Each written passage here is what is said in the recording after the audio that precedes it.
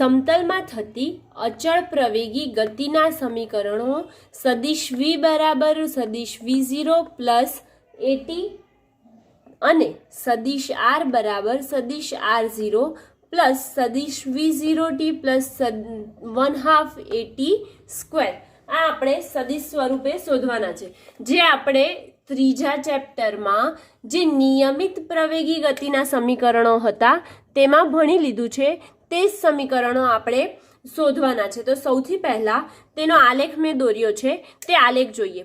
તો જ્યારે કોઈ કણ અથવા કોઈ પદાર્થ પહેલા તેનું પ્રારંભિક વેગ જે છે તે શૂન્ય ન હોય અને પ્રારંભિક વેગથી તે અમુક અંતર કાપીને તે સદિશ v પર પહોંચે છે, એટલે કે પ્રારંભિક વેગ અહીંયા સદિશ v0 છે, તેમજ તેના માટેનું સ્થાનાંતર જે કર્યું એટલે કે જે સદિશ v વેગથી આગળ ગયો તો તેના માટે તેનો શું મળ્યો વેલોસિટી એટલે કે વેગ વિરુદ્ધ સમયનો આલેખ દોર્યો છે।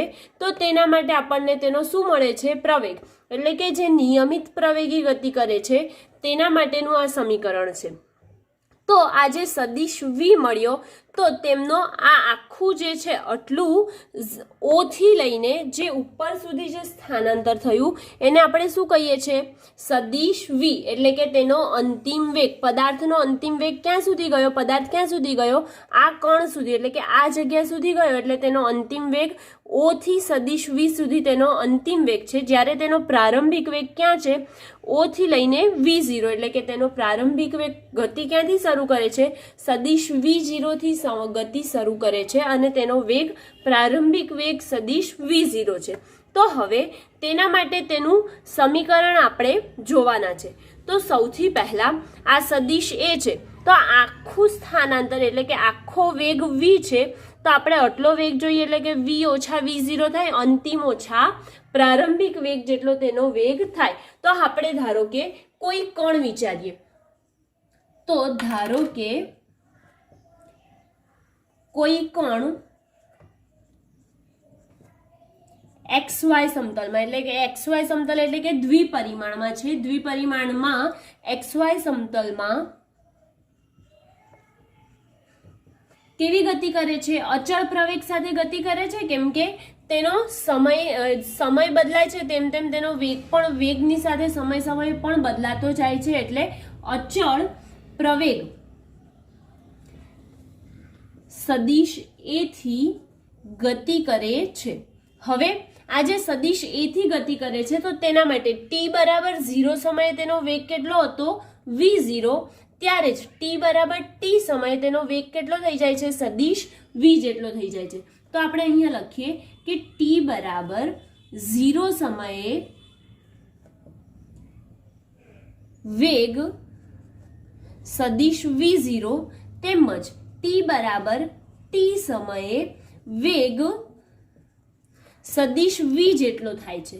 તો હવે કણ જ્યારે અચળ પ્રવેગી ગતિ કરતો હોવાથી તેના સમયગાળામાં સરેરાશ પ્રવેગ અને તત્કાલીન પ્રવેગ કેવો હોય છે સમાન હોય છે। કેમ સમાન હોય છે તો અચળ પ્રવેગી ગતિ કરે છે માટે કણ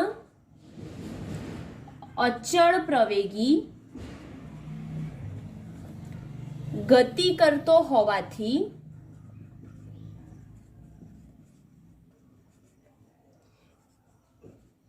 કોઈ પણ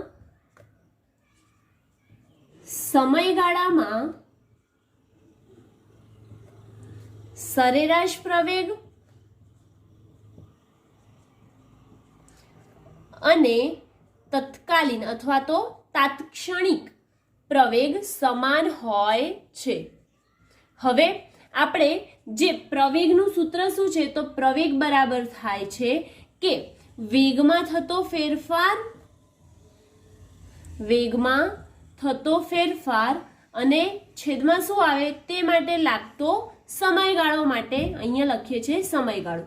તો હવે વેગમાં થતો ફેરફાર કેટલો છે તો v માઇનસ v0 છે, જ્યારે પદાર્થ ગતિ કરે છે ત્યારે v0 થી ક્યાં જાય છે v પર એટલે કે અંતિમ વેગ v અને પ્રારંભિક v0 માટે વેગમાં થતો ફેરફાર શું લખીશું સદિશ v માઇનસ સદિશ v0 છે અને તેના માટે લાગતો સમયગાળો કેટલો છે ટી અને શરૂઆતનો સમયગાળો કેટલો હતો 0 માટે 0 તેથી સદિશ એ બરાબર સદિશ v માઇનસ સદિશ v0 અપોન ટી મળે છે તો હવે લખીએ સદિશ એ સદિશ v માઇનસ સદિશ v0 બાય ટી ઓકે હવે સદિશ એ બરાબર જે આવે છે આ ટી ને જો સામે બાજુ ગુણાકારમાં લઈ જઈએ તો શું થઈ જાય તેથી સદિશ એટી બરાબર સદિશ v માઇનસ સદિશ v0 થાય હવે આ જે સમીકરણ આવ્યું છે તેમાં v0 ને આ બાજુ લઈ જતા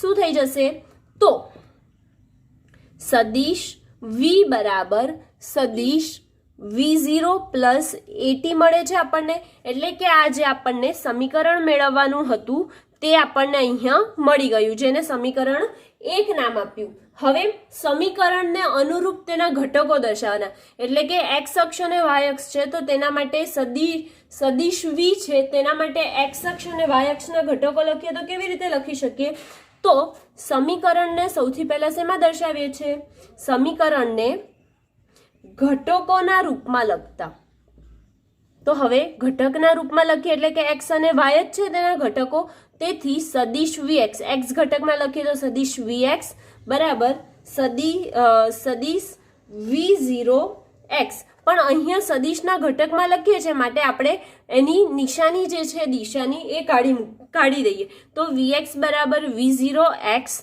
પ્લસ ax t જેટલું થાય છે અને સદિશ vy બરાબર શું થાય y દિશામાં v0y પ્લસ ay t જેટલું થાય છે એટલે કે આ સમીકરણ 3 નામ આપ્યું હવે જે કણ છે તેનું સમીકરણ આ બે પરથી તેમના ઘટકો x y અને y દિશામાં તેમના ઘટકો દર્શાવ્યા હવે આપણે પહેલું સમીકરણ તો દર્શાવી દીધું પણ બીજું સમીકરણ કયું છે સદિશ r બરાબર સદિશ r0 પ્લસ સદિશ v0t પ્લસ 1/2 સદિશ at સ્ક્વેર છે તો તેના સ્થાન સદિશ દર્શાવવો પડશે કેમ કે સદિશ r એટલે તેનું સ્થાન છે તો આપણે તેનું સ્થાન દર્શાવીએ તેના માટે હવે જોઈએ હવે બીજું સમીકરણ જે છે તે જોઈએ તો બીજા સમીકરણ માટે પણ સેમ તે જ રીતે આપણે ધારો કે t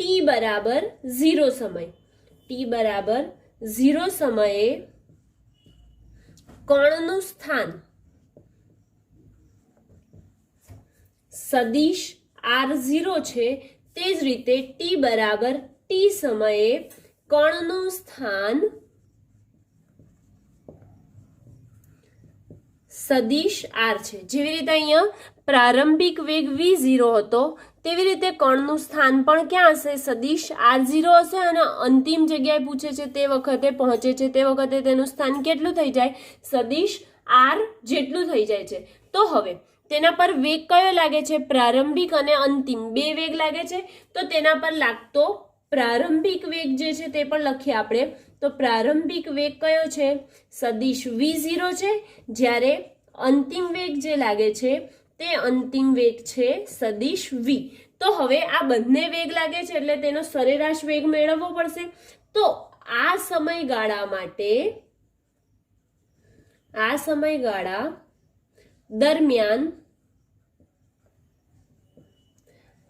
કણનો સરેરાશ વેગ બરાબર શું થઈ જાય સદિશ v0 પ્લસ સદિશ v સરેરાશ શોધીએ એટલે કે બેનો સરવાળો ભાગ્યા જેટલી સંખ્યા છે તે આવે તો ભાગ્યા 2 હવે એ ટી સમયમાં કેટલું સ્થાનાંતર કરે છે તે જોઈએ તો ટી સમયમાં કોણ સ્થાનાંતર કરે તો કણ જે છે તે સ્થાનાંતર કરે તો ટી સમયમાં થતું સ્થાનાંતર કયું કરે છે અંતિમ સ્થાનાંતર ઓછા પ્રારંભિક સ્થાન એટલે કે એટલું સ્થાનાંતર થયું અંતિમ સ્થાન ઓછા પ્રારંભિક સ્થાન એટલે એટલું એનું સ્થાનાંતર થયું માટે આપણે શું લખી શકીએ સરેરાશ વેગ ગુણ્યા તેના માટે લાગતો સમય કેવી રીતે આવ્યું તો આ જે આપણે વેગનું સૂત્ર લખતા હતા v બરાબર શું લખતા હતા સ્થાન છેદમાં સમય લખતા હતા સ્થાન એટલે x લીધો, અહીંયા મેં સ્થાન r લીધો છે માટે r, તેથી સદિશ r માઇનસ સદિશ r0 એટલે તેનું શું થયું, સ્થાનાંતર બરાબર સરેરાશ વેગ ગુણ્યા સમય. આ સમય અહીંયા ગુણાકારમાં આવી ગયો અને સ્થાન આ બાજુ રહ્યું, તે મુજબ જ આપણે કર્યું. તો આપણે કિંમત મૂકીએ સદિશ r માઇનસ સદિશ r0 બરાબર સરેરાશ વેગ કેટલો છે v0 પ્લસ સદિશ v અપોન 2 ઇન્ટુ સમય t. હવે v0 plus v upon 2 into t છે, તેમાં આપણે v ની કિંમત શોધી હતી, જે પહેલું સમીકરણ તારવ્યું હતું તે. પહેલા સમીકરણમાં શું હતું v ની કિંમત, તો સદિશ v0 એઝ ઇટ ઇઝ, સદિશ v ની કિંમત શું હતી, તો સદિશ v0 પ્લસ સદિશ at એના છેદમાં શું આવશે 2 એમના એમ ગુણ્યા t. હવે આ જે છે સદિશ v0 પ્લસ સદિશ v0 એટલે શું થઈ જાય 2v0 થાય, બંનેનો સરવાળો. આ ક્યાંથી આવ્યું, ફ્રોમ ઇક્વેશન 1 એટલે કે પહેલા સમીકરણ પરથી આ આવ્યું. હવે v0 અને v0 એટલે કે 2v0 બાય 2 પ્લસ સદિશ આ t અંદર ગુણી લઈએ એટલે કે v0 t થઈ ગયું, સદિશ a t ગુણ્યા t એટલે t સ્ક્વેર છેદમાં 2 એટલે કે આપણું શું આવ્યું સદિશ r માઇનસ સદિશ r0 બરાબર 2 સદિશ v0 t અપોન 2 એટલે કે 2 કટ આઉટ સદિશ a t સ્ક્વેર અપોન 2. તો હવે હજી આપણે આને આગળ લખીએ તો શું લખી શકીએ કે આ તમે નોટ ડાઉન કરી દેજો. હજી આગળ લખવું હોય તો શું લખી શકીએ કે સદિશ r માઇનસ સદિશ r0 બરાબર સદિશ v0 t પ્લસ 1/2 છે 1/2 અને સદિશ at નો વર્ગ. આપણે સમીકરણ શું લાવવાનું છે સદિશ r માં લાવવાનું છે, એટલે કે આ જે r0 છે એને ક્યાં બાજુ લઈ આવીએ જમણી બાજુ લઈએ. તેથી સદિશ r બરાબર સદિશ r0 પ્લસ સદિશ v0 t પ્લસ 1/2 સદિશ at સ્ક્વેર મળે. આને આપણે ધારો કે સમીકરણ 5 આપી દઈએ. તો આ જે 5 સમીકરણ આપ્યા એમાં પાંચમું સમીકરણ આપણે શું આવ્યું, જે લાવવાનું હતું તે આવ્યું. પણ જો તેના સમીકરણમાં તેના ઘટકો મૂકવામાં આવે એટલે કે x ઘટક અને y ઘટક મૂકવામાં આવે તો શું થઈ જાય, તો તેના માટે થાય x દિશામાં સ્થાન સદિશ શું છે x, તેથી x બરાબર x0 plus v0 x into t plus 1/2 ax t નો વર્ગ. તેવી જ રીતે y માટે ઘટક હોય તો y બરાબર y0 plus v0 y plus 1/2 ay t square જેટલું થાય, એટલે કે આ તેમના ઘટકો થઈ ગયા. એટલે કે સમીકરણ જે છેલ્લું છઠ્ઠું સમીકરણ છે તે સ્પષ્ટપણે દર્શાવે છે કે x અને y ની દિશામાં x અને y ની દિશામાં ગતિ કેવી છે એકબીજાથી સ્વતંત્ર છે. એટલે કે x દિશામાં x દિશાના જ ઘટકો આવશે અને y દિશામાં શેના આવશે y દિશાના જ ઘટકો આવે છે. આમ સમતલમાં થતી જે અચળ પ્રવેગી ગતિ માટે આપણે સમીકરણો દર્શાવ્યા હતા તે સદિશ સ્વરૂપે દર્શાવી આ રીતે શકાય છે. સમતલમાં થતી ગતિ માટે હવે આપણે સાપેક્ષ વેગ જોઈએ. તો સાપેક્ષ વેગ જે જોઈએ છે તો સમતલમાં થતી ગતિ એટલે કે કોઈ પણ આકૃતિમાં મેં દર્શાવ્યું છે કે કોઈ પણ બે નિર્દેશ ફ્રેમો જે અચળ વેગથી ગતિ કરે છે તેવી બે નિર્દેશ ફ્રેમો a અને b ધારી છે. તો a અને b છે તેમાં ઉગમ બિંદુ o છે, અને બીજું જે નિર્દેશ ફ્રેમ છે ત્યાં ઉગમ બિંદુ o' છે બરાબર.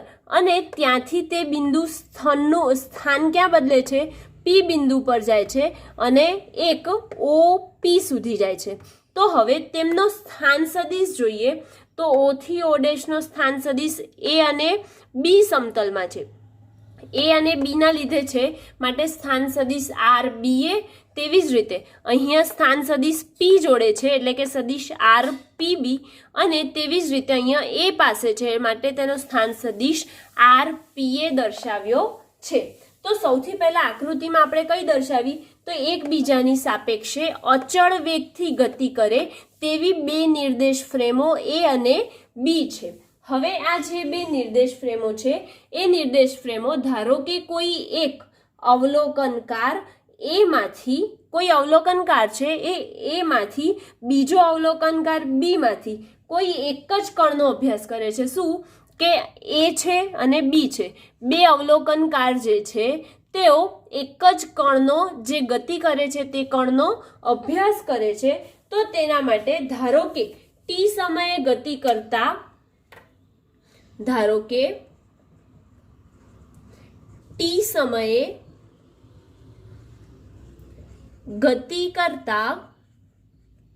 જે કણનો નિર્દેશ ફ્રેમ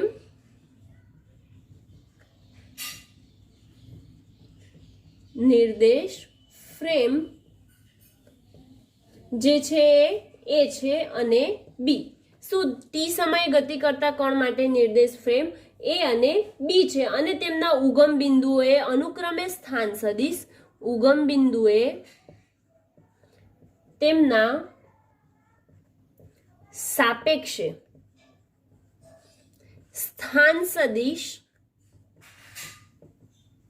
કયા કયા છે તો ઓ થી ઓ ડેશ માટે સ્થાન સદિશ છે એક અને સદિશ એક આરપીએ છે. તો એ કોના માટે છે તો સદિશ આરપીએ કયા માટે છે ઓ થી પી માટે એટલે કે સદિશ ઓપી માટેનું સ્થાન સદિશ છે. તેવી જ રીતે સદિશ આરપીબી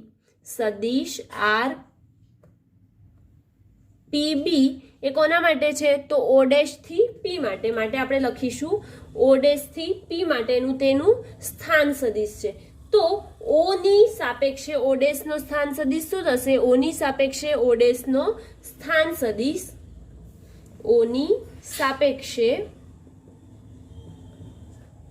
ઓ ડેશ નો સ્થાન સદિશ.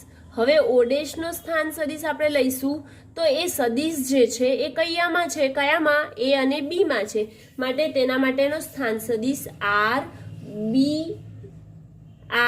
એ બી એટલે કે આર બી એના ફોર્મમાં લખીએ તો આર એ બી બરાબર શું થઈ જશે સદિશ ઓ ડેશ મળે છે. તો હવે તેમનો સાપેક્ષ વેગ શોધીએ છે તો સદિશ ઓ થી પી એટલે કે પરિણામી જે છે તે સદિશ ઓપી બરાબર શું થઈ જશે સદિશ ઓ ડેશ અને સદિશ ઓ ડેશ પી એ બંનેનો સરવાળો. તો સદિશ ઓ ડેશ પ્લસ સદિશ ઓપી ઓ ડેશ પી એ બંનેનો સરવાળા જેટલો થાય. તો હવે આમાં સ્થાન સદિશની કિંમત મૂકીશું તો શું થશે સદિશ આરપીએ બરાબર સદિશ ઓ ડેશની જગ્યાએ શું મૂકીશું આપણે સદિશ આરબીએ અથવા તો આર એ બી કોઈ પણ મૂકી શકીએ. આર બી એ મૂકીએ તો આર બી અહીંયા બી એ લખ્યું છે તો બી એ મૂકીએ તો ઓ ડેશની જગ્યાએ સદિશ આર બી એ તેમજ સદિશ ઓ ડેશ પી ની જગ્યાએ શું મૂકીશું સદિશ આર પીબી. તો હવે આને હું સમીકરણ 1 આપી દઉં છું. સૌથી પહેલા શું કર્યું કે કોઈ બે નિર્દેશ ફ્રેમો એ અને બી ધારી જે અચળ વેગથી ગતિ કરે છે એકબીજાની સાપેક્ષે.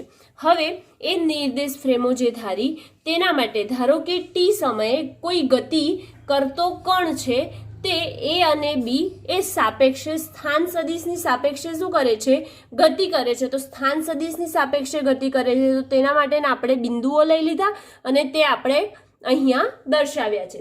તો હવે આ જે છે એટલે કે જે સ્થાન સદિશનો પરિણામી સદિશ છે અને આ બે સ્થાન સદિશનો સરવાળા જેટલો થાય છે તેમનું સમયની સાપેક્ષે વિકલન કરવામાં આવે. તો હવે શું કરીએ સમયની સાપેક્ષે વિકલન કરીએ તો શું મળી જશે તેનો વેગ. તો સમયની સાપેક્ષે વિકલન કરતા હવે સમયની સાપેક્ષે વિકલન કરીએ એટલે ડી બાય ડીટી. તો ડી બાય ડીટી અને જે આ બચ્યું તું તે શું છે સદિશ આર પીએ તે જ મુજબ ડી બાય ડીટી અને અહીંયા શું વધશે સદિશ આર બીએ તેવી રીતે પ્લસ ડી બાય ડીટી સદિશ આર પીબી બચ્યું. હવે આ જે આર પીબી બચ્યું આર બીએ બચ્યું અને અહીંયા આર પીએ છે તો તેમનું dr છેદમાં એટલે કે સ્થાન છેદમાં સમય, સ્થાનાંતર છેદમાં સમય એટલે શું થાય? તેનો વેગ થાય. માટે આપણે અહીંયા આની જગ્યાએ શું લખી શકીએ? વેગ. તો સદિશ vp એ તે જ મુજબ અહીંયા શું લખીશું?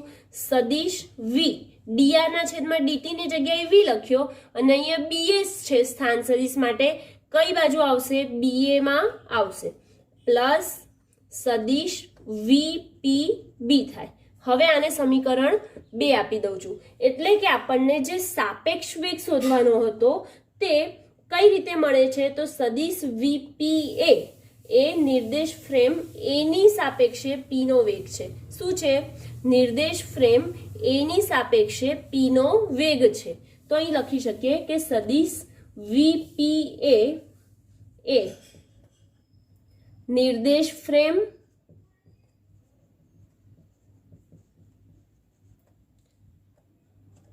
a ની સાપેક્ષે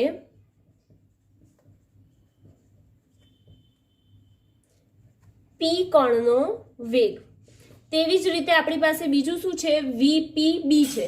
તો vpb એટલે શું થઈ જશે? સદિશ vpb એ નિર્દેશ ફ્રેમ b ની સાપેક્ષે, કઈ નિર્દેશ ફ્રેમ? b ની સાપેક્ષે p કણનો વેગ છે. તે જ મુજબ બીજું કયું બાકી રહ્યું? vba. તો હવે vba બાકી રહ્યું તો શું લખી શકીએ કે vba એ નિર્દેશ ફ્રેમ a ની સાપેક્ષે કોનો વેગ થશે? b નો. જે છેલ્લે હોય એ ની સાપેક્ષે વેગ હોય તો a ની સાપેક્ષે b નો વેગ છે. આમ નિર્દેશ ફ્રેમમાં જે સાપેક્ષ વેગ દર્શાવવાનો હતો સમતલમાં દ્વિપરિમાણમાં તે આપણે આ મુજબ દર્શાવી શકીએ છીએ. હવે આપણે દ્વિપરિમાણમાં સાપેક્ષ વેગ, જે આપણે સાપેક્ષ વેગ સમતલની ગતિમાં બે નિર્દેશ ફ્રેમો લઈને તેનો વેગ મેળવ્યો હતો તે મુજબ આમાં આપણે દ્વિપરિમાણ એટલે કે સમતલમાં જ સાપેક્ષ વેગ એટલે કે તેના માન મેળવવાના છે. તો સૌથી પહેલા ધારો કે આપણે ધારવા પડશે કોઈ બે પદાર્થો. તો ધારો કે બે પદાર્થો A અને B છે. ધારો કે કોઈ બે પદાર્થો A અને B છે અને તેમના અનુક્રમે વેગ VA અને સદિશ VB છે.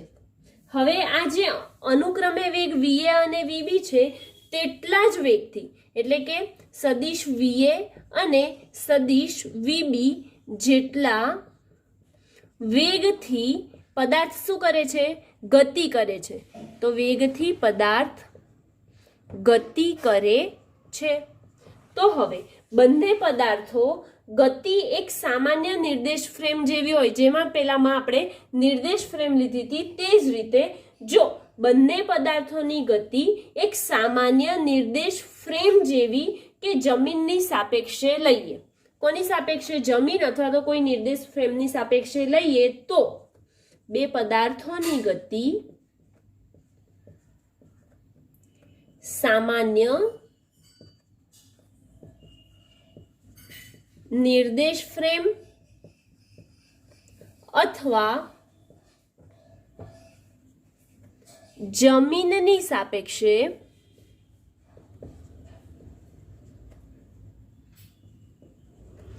લઈએ છીએ તો પદાર્થ A અને પદાર્થ B, પદાર્થ A અને પદાર્થ B જે છે તેમનો સાપેક્ષ વેગ શું લખી શકીએ? પદાર્થ AB, પદાર્થ A અને પદાર્થ B નો સાપેક્ષ વેગ સદિશ VAB બરાબર શું લખીશું? સદિશ VB માઇનસ સદિશ VA. જે આ પણ આપણે ચેપ્ટર 3 માં જે સાપેક્ષ વેગ ભણ્યા હતા રિલેટિવ વેલોસિટી તેમાં કર્યું હતું કે VAB બરાબર VB માઇનસ VA, પરંતુ આમાં શું આવી ગઈ? સમતલમાં એટલે કે દ્વિપરિમાણમાં ગતિ છે માટે દિશા આવી જાય છે. હવે તે જ રીતે પદાર્થ A અને B નો વેગ જે છે સાપેક્ષ વેગ તે જ રીતે પદાર્થ B નો એ ની સાપેક્ષ વેગ. શું લખી શકીએ પદાર્થ બી નો એની સાપેક્ષે વેગ? સદિશ VBA બરાબર સદિશ VA માઇનસ સદિશ VB. હવે સદિશ VA માઇનસ સદિશ VB લખ્યું તો આમાંથી હું જો માઇનસની સાઇન કોમન કાઢું છું, શું માઇનસની સાઇન કોમન કાઢીએ તો શું થઈ જશે? માઇનસની સાઇન બહાર આવી, માટે માઇનસ VA પ્લસ VB. માઇનસની સાઇન કોમન કાઢી એટલે કેવું થયું કે જ્યાં માઇનસ નહોતું ત્યાં માઇનસ આવી જાય છે અને જ્યાં માઇનસ છે ત્યાં પ્લસ આવી જાય છે. તો આને આ રૂપે લખી શકું માઇનસ સદિશ VB માઇનસ સદિશ VA. તો હવે આપણી પાસે માઇનસ સદિશ VB માઇનસ સદિશ A ની કિંમત કેટલી છે?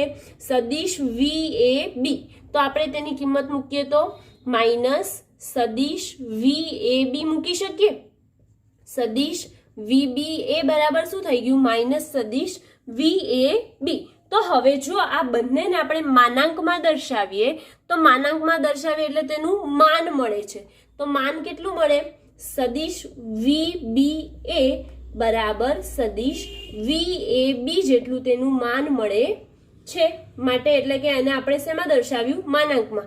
આ માઇનસની સાઇન હતી, માઇનસની સાઇન કાઢીને આપણે માનાંકમાં દર્શાવીએ એટલે માત્ર તેની શું મળે? આપણને તેની કિંમત મળે છે. એટલે કે જે દ્વિપરિમાણમાં સાપેક્ષ વેગ જે છે તે અહીંયા કમ્પ્લીટ થાય છે.